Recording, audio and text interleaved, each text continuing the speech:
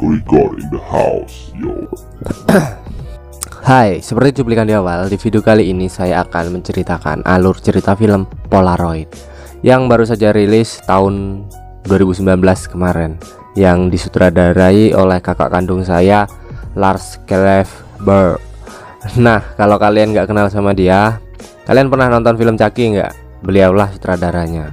Film ini akan berkaitan dengan kamera, di mana kamera adalah salah satu alat untuk menangkap suatu momen atau gambar seseorang. Tak jarang pula makhluk metafisika atau jin goib ikut tertangkap dalam momen tersebut. Dan apa jadinya jika kamera tak hanya menangkap sosok makhluk gaib, namun juga salah satu penyebab atau pelaku utama kematian beberapa manusia. Penasaran filmnya kayak gimana? Oke, sebelum video ini dilanjutkan, saya sarankan untuk jangan nonton sendirian. Ajak temen kalian, pacar temen, atau istri temen. Dan jangan lupa tombol like, lalu tonton video ini sampai habis. Check this out. Di awal film kita akan diperlihatkan pada kedua orang gadis yang menemukan sebuah kamera jadul, yaitu kamera Polaroid seri SX70 buatan tahun 1990. Jadi kamera ini sistemnya agak rumit dan saya nggak punya waktu untuk membahas cara kerja kamera ini lebih dalam karena butuh waktu untuk merisetnya. Intinya kamera ini akan bekerja pada suasana dingin atau cahaya gelap. Jadi kalau pada siang hari hasilnya kurang maksimal. Kenapa saya bahas? Karena ini nanti bakalan jadi peranan penting di akhir film. Kemudian salah satu gadis memfoto temannya, namun fotonya belum muncul karena memang Polaroid harus menunggu beberapa menit untuk mengeluarkan gambar. Lalu ia pun pergi untuk menutup pintu, dan saat kembali temannya sudah menghilang, hanya meninggalkan kamera dan sebuah foto yang di dalamnya terdapat bayangan hitam yang menyeramkan. Kemudian wanita itu memanggil temannya dan tiba-tiba jatuhlah sebuah bola golf dari atas loteng. Saat ia mengeceknya, muncul sebuah tangan yang mengerikan dan seketika membunuhnya. Lalu film pun dimulai. Di sini kita akan diperkenalkan kepada gadis cantik pendiam bernama Bird. Ia adalah gadis introvert yang pemalu. Semua itu terjadi semenjak kecelakaan yang merenggut nyawa ayah tercintanya saat umur Bird masih 12 tahun. Bird memiliki teman, diantaranya Casey sahabat Bird, lalu Devin dan Mina pasangan kekasih, dan gebetan Bird yang tampan bernama Connor. Lalu ada Harold, pria yang menyukai Bird, namun Bird hanya menganggapnya sebagai teman biasa. Singkat cerita, saat Bird sedang bekerja di toko antik milik paman Harold datang dengan membawa kamera antik SX70, dan di sini Bird selaku penyuka barang-barang antik, ia sangat bahagia karena ia bisa mendapatkan kamera antik yang di dunia ini hanya beberapa orang penting yang memilikinya. Kemudian Bird segera memfoto Harold, dan saat menunggu gambarnya muncul, Harold merusak suasana dengan mencoba mencium Bird, dan Bird merasa tidak nyaman lalu memutuskan untuk pulang meninggalkan Harold sendirian. Ku menangis membayangkan betapa. Lalu saat di tengah-tengah perjalanan, Bird melihat seseorang ayah yang sedang bermain dengan anak perempuannya. Tampak raut wajah murung di wajah Bird. Ia teringat kepada ayahnya. Bird pun pulang dan segera mengecek kamera itu, lalu memutuskan untuk memfoto anjingnya bernama Neddy, yang sebagaimana kita ketahui, anjing adalah hewan yang sensitif terhadap makhluk metafisika atau makhluk halus, di mana ia mampu melihat dan mampu merasakan sosok lain yang kita tak bisa lihat. Denny merasa takut dan seketika menggonggong, lalu muncullah Casey yang mengejutkan Bird. Di sini Casey mengajak Bird untuk menghadiri pesta kostum di rumah Avery karena ayah dan ibu Avery sedang pergi keluar kota. Awalnya Bird menolak, namun karena Casey memilihkan kostum dan di sana Connor ikut hadir, akhirnya Bird pun menyetujuinya. Dan disinilah kita melihat sosok pasangan Devin dan Mia yang setiap orangnya muncul, adegannya bakalan ciuman terus. Lalu di dalam mobil, Bird melihat foto Harold dan mendapati sesosok bayangan hitam di belakang Harold. Dan scene pun berpindah kepada Harold yang sedang mengecek salah satu proyektor antik yang baru saja ia dapatkan. Di tengah-tengah saat melihat foto, tiba-tiba muncul bayangan besar dari dalam foto, dan saat diulang-ulang, bayangan itu hilang. Harold mengira itu adalah bayangan seseorang di balik tirai karena bayangan selalu berpindah-pindah tempat. Dan saat Harold membuka tirai, tak ada apa-apa di sana. Namun saat Harold berpaling,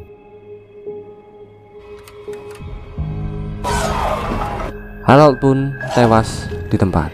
Kemudian scene berpindah pada Burt dan everybody yang telah sampai ke sebuah pesta, dan di sana Burt bertemu dengan Connor. Burt tampak senang dan memperlihatkan kamera antik miliknya, dan Connor tampak excited mendengar penjelasan Burt bahwa hanya beberapa orang saja yang memiliki kamera tersebut di dunia ini. Dan muncullah pasangan Davin dan Mina yang berciuman di depan mereka, yang membuat Connor dan Burt agak salah tingkah, lalu mengajak mereka untuk berfoto. Namun kamera ponselnya terlalu kecil sehingga Burt berinisiatif untuk memfoto mereka dengan kamera lamanya. Tetapi ketika sedang memfoto, Burt menyadari seperti ada bayangan di sana, dan teman-temannya pun lanjut berpesta. Lalu muncullah Avery yang merebut kamera Burt dan berselfie dengan kamera tersebut.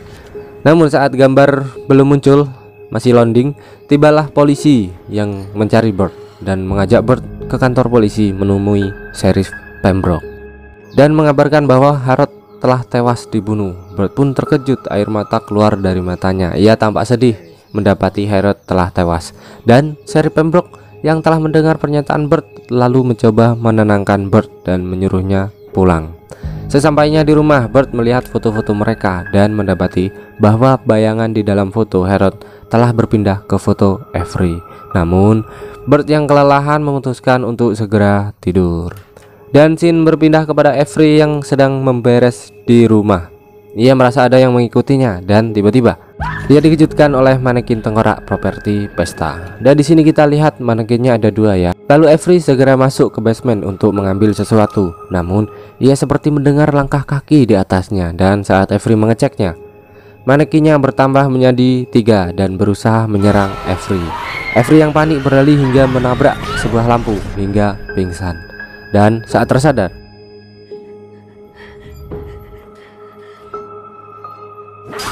Avery pun tewas di tempat. Kemudian scene ditunjukkan pada pagi hari. Burt mendapatkan kabar dari Casey bahwa Avery telah tewas bunuh diri terjun dari lantai rumahnya. Burt pun segera mengecek foto Avery, dan benar saja bayangan itu berpindah ke foto temannya sekarang. Burt yang menyadari bahwa kamera itu berbahaya, Burt seketika membanting kamera tersebut. Tetapi ruangan tiba-tiba seperti terjadi gempa.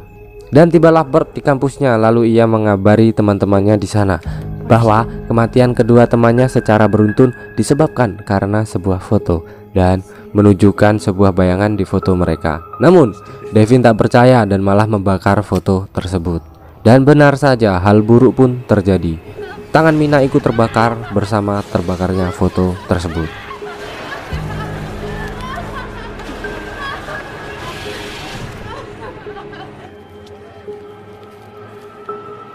Dan setelah kejadian itu barulah teman-teman Burt percaya dan amat sangat berhati-hati pada foto itu sekarang. Kemudian Burt dan Connor segera mencari petunjuk dengan mengambil tas kamera yang berada di toko milik paman Harold yang dilingkari garis polisi tentunya. Burt segera masuk melalui lubang udara dan mengambil tas tersebut. Namun entah kenapa Burt malah ikut dikejar oleh hantu, dan tampak tangan besar yang terbakar karena cahaya matahari.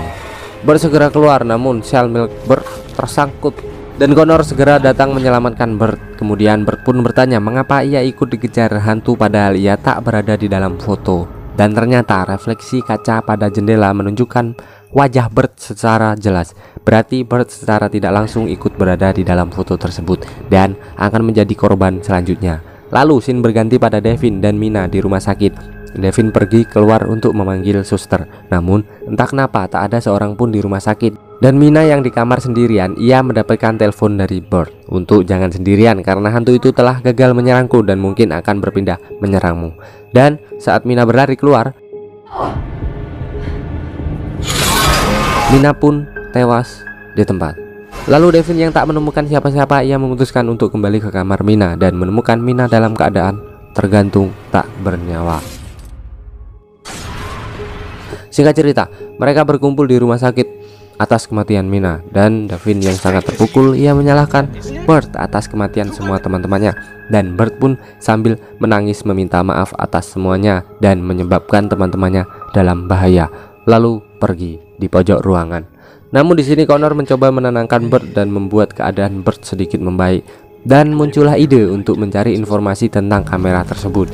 Tibalah mereka pada sebuah perpustakaan dan di sana mereka menemukan sebuah koran yang menunjukkan pembunuhan berantai yang dilakukan oleh guru fotografer kepada ketiga muridnya di sekolah Locust Harbor, dan pelakunya adalah Roland Jessup Saber, yang kebetulan di kamera itu terdapat inisial RJS, yaitu Roland Jessup Saber.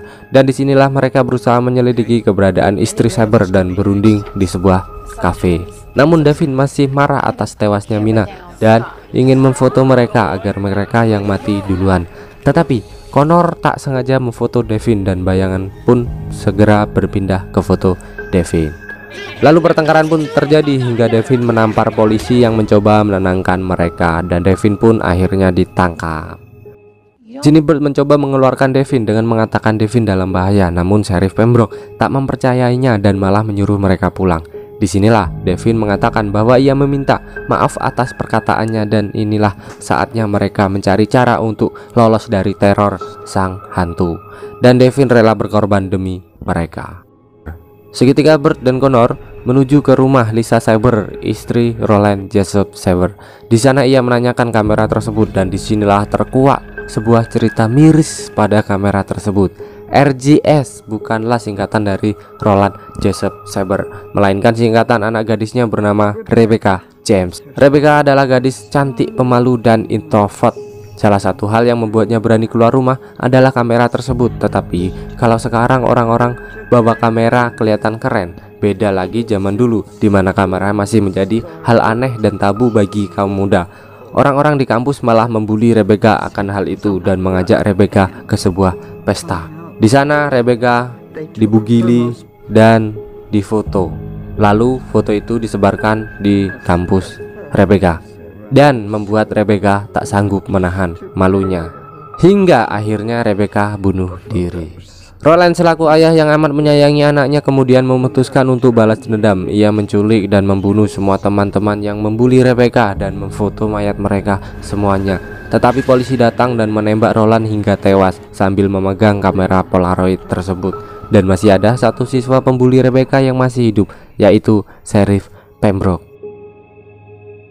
Dan scene berganti pada Devin yang sendirian di penjara. Lampu tiba-tiba mati dan akhirnya Devin tewas dibunuh hantu Roland. Kemudian Connor yang menyadari bayangan di foto Devin telah hilang segera pergi dari tempat rumah Lisa dan pergi menuju Locust Harbor.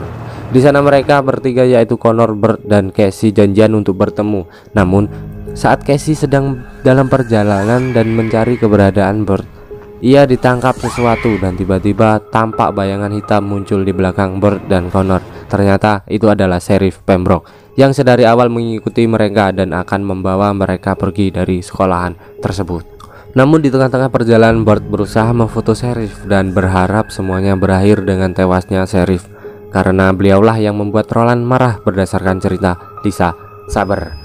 Tetapi saat mereka berhasil memfoto Sheriff dan membuat bayangan berpindah ke foto Sheriff, Sheriff mengatakan fakta yang sebenarnya, bahwa semua yang dikatakan Lisa Saber adalah bohong dan yang sebenarnya terjadi adalah pelaku pemotretan skandal foto Rebecca adalah ayah Rebecca sendiri, yaitu Robert Joseph Saber, dan para korban Robert adalah anak-anak yang berusaha menyelamatkan Rebecca dan membawanya ke polisi untuk melaporkan semua kelakuan Robert. Namun Robert mengetahui itu dan membunuh mereka satu persatu. Tetapi polisi berhasil menyelamatkan Sheriff Pembroke dan Rebecca bunuh diri sehari setelah teman-temannya tewas dibunuh ayahnya. Lalu Lisa ia hanya diam saja ketika melihat Robert membunuh dan memfoto putrinya. Jadi kamera itu benar milik Robert, bukanlah milik Rebecca.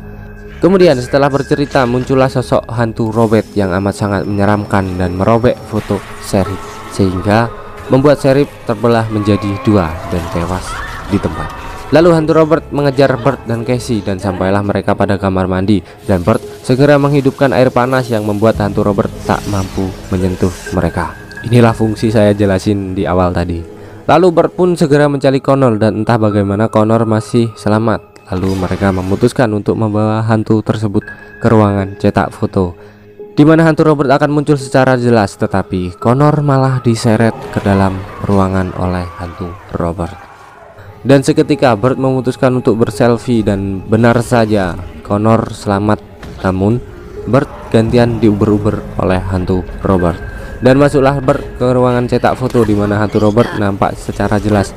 Di sini hantu Robert berhasil mencekik Bert, namun Bert juga berhasil memfoto Robert hingga membuatnya kesakitan. Dan dengan cepat Bert meremas foto tersebut yang juga membuat hantu Robert ikut teremas seperti ranting kayu yang diremas. Tak luput jari tangan Bert yang ikut terfoto juga patah mengikuti tubuh Bert yang patah. Tetapi hantu Robert tak lenyap dan masih bisa bergerak merangkak mencoba menyerang Bert.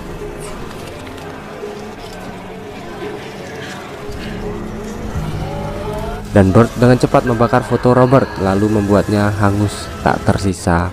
Jari Bert pun ikut hangus tak tersisa. Kemudian di scene akhir tampak bayangan di foto telah hilang dan Connor, Casey lalu Bert selamat dalam tragedi berdarah ini, dan Bert pun membuang kamera tersebut ke laut.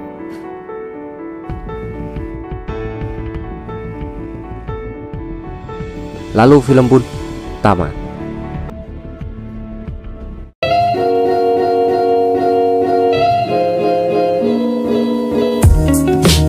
Sungguh ending yang sangat menegangkan. Jujur saya selalu dibikin kaget sama film ini, jump scare-nya tuh gila emang sih, produsernya keren sih. Paling bisa bikin jump scare kakak kandung saya itu ya. Oke lah, pelajaran yang bisa dipetik dari film ini, jangan sebar foto bugil atau foto skandal sembarangan ya, apalagi foto mantan gitu.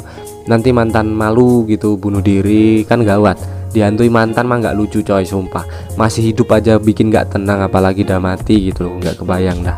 So ya, terima kasih buat kalian yang nonton video ini sampai habis dan udah dukung channel ini. Nggak nyangka banget saya dengan semua kekurangan dan banyak banget pokoknya kekurangan itu bisa dapat dukungan secepat ini. Jujur saya masih belajar dan selalu berusaha menampilkan yang terbaik buat kalian, dan saya berharap film-film yang saya sajikan mampu memuaskan hasrat perfilman kalian. Oke, saya Pecel Lele pamit undur diri. Sampai jumpa di next episode. Salam barbar.